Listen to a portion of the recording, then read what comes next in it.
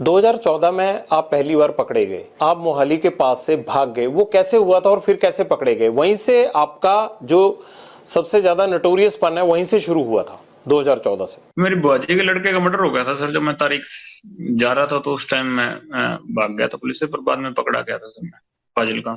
नहीं, आप नेपाल चले गए थे, नेपाल से कैसे पकड़े गए फिर वापिस आ गए आप दिल्ली? वहां से सर हथियार लेके आ रहे थे तो हथियारों के साथ पकड़े गए थे। हथियार आपको इतनी आसानी से कैसे मिल जाते हैं? इतने लिंक कैसे बन गए आपके? आप तो तब बड़े छोटे थे। जेल में मिल गए थे लोग, हथियार तस्कर थे सर। अब बाहर की बजाय जेल में रहना ज्यादा सुरक्षित लगता है? नहीं सर, हम तो चाहते हैं कि बाहर निकाल दें सर, पर अब कोई निकालते ही नहीं, सुनवाई नहीं हो रही इतनी।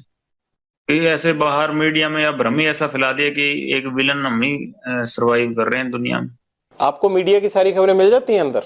जी सर, अखबार लगवाए हुए हैं, वहां सेल में आते हैं सर अखबार। उनसे ज्यादा बातें तो आपको खुद पता होती हैं जो हो रहा होता है, अखबारों में तो उतनी चीजें छप ही नहीं पाती हैं। जी सर, फोन चल रहा हो तो भी, और ना चल रहा हो तो फिर अखबारों वगैरह से पता लग जाता है सर। सचिन को आपने, जो आपका भांजा है, उसको कब बाहर भेजा और कैसे बाहर भेजा? नहीं सर, वो अपने सोर्सेज के थ्रू गया था। मैंने अपने मतलब जो छोटा भाई था उसको भेजा था, और वो मेरे भाई के टच में ही रहता था। तो उसके बाद उसने सचिन को बाहर बुला लिया। सचिन कैसे पकड़ा गया अजरबैजान में? वो डिटेन हुआ सर, मेरे को इस चीज का नॉलेज नहीं कैसे पकड़ा गया कैसे। जिंदगी का कोई ऐसा काला सफा हो जो आप हमसे शेयर करना चाहते हो? पर सर यही कहना चाहते हैं सर कि ये एक ही तरफा की बात सुन के हमें विलन बना रहे हैं सर सारा चीजें। कि भी ये आप इसका सिद्धू का भी इतना शोर मचा हुआ है, इसका आप ये देख लीजिए कि भी इसने किसी अन्याय के खिलाफ आवाज उठाई, कहते भी बहुत बेबाकी से बोलता था। इसने किस मुद्दे के बारे में बेबाकी से बोला जब तक जिंदा था? किसी क्राइम के बारे में, या जो पंजाब में ड्रग्स फैल रहे हैं उसके बारे में ये कभी बोला हो?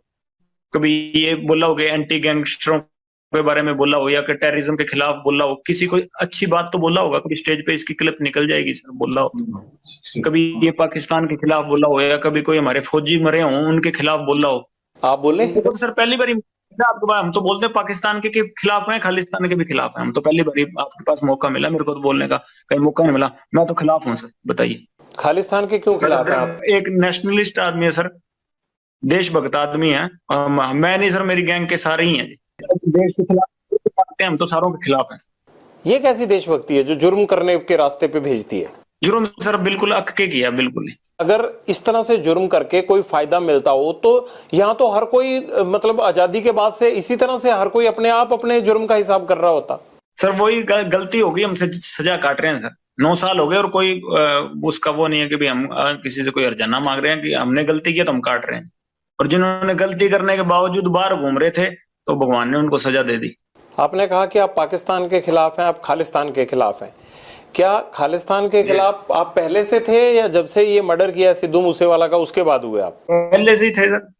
ऐसा क्या हुआ आपके साथ कि आपको लगा कि ये ठीक नहीं है? आप तो जब खालिस्तान होगा तब आप पैदा भी नहीं होंगे, आप तो 92 बॉर्न है। हम जो सोच है कि देश के टुकड़े नहीं होना देना चाहते। छोटे तो थे पर अपने देश की तो नॉलेज, पढ़े लिखे हैं सर, हमें अपने देश की नॉलेज है सर, क्या चीज सही है क्या चीज गलत है। अब आपको कोई कह दे कि जी वहां केरला अलग करना है, तो आप तो केरला से आपका क्या लगाव? पर आप ये तो चाहते होंगे ना कि हमारे देश के टुकड़े ना हो। आप कहते हैं मैं कभी पॉलिटिक्स में आऊंगा नहीं, बात आप पॉलिटिशियन जैसे करते हैं। पहली बार ही कहीं बात रखी है सर, मैंने कोई पॉलिटिक्स की वो एजेंडा से नहीं रख रहा। मैं, आपने पूछी तो मैंने आपको रख दी, कोई प्री प्लान्ड बातें तो है नहीं सर, मैं लिख के पढ़ रहा हूँ। और क्या कहना चाहते हैं आप?